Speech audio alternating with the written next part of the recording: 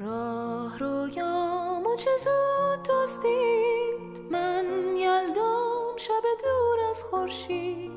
باز پاییز شد و باد چرخید و هوس چو گیاهی مرموز رویید. او رویید و درخت از این همه درد چو نگاهم خشکید.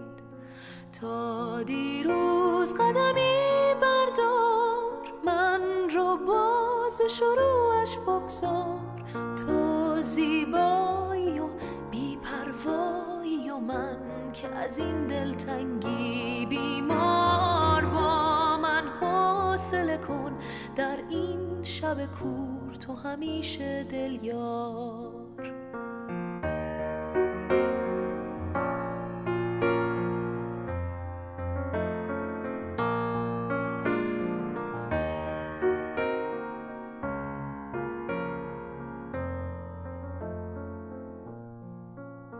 تو شب بیدار منی، همه جا تکرار منی.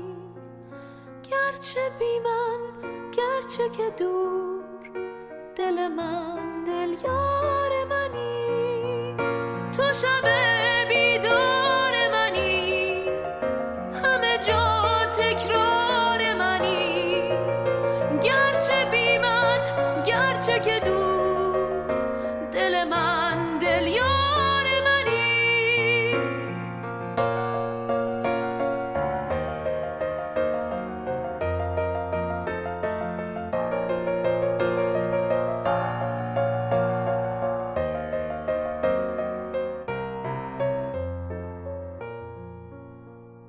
نور آرام به درخت بارید، برگ رقصان به سقوطش خندید.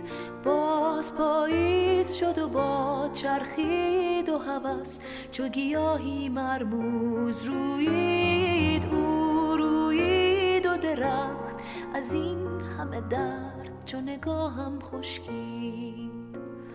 ماه پنهانه و راه دشوار، من در حال غروبم این بار. باش در خوابم و در بیدارم و من رو در این تنهایی نگذار. با من حوصله کن در این شب کور، تو همیشه دلیار.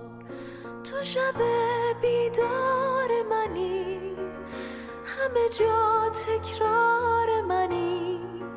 گرچه بی من، گرچه که دور، دل من دل یار منی. تو بگو درمان تو چیست، تو بگو دل یار تو کیست.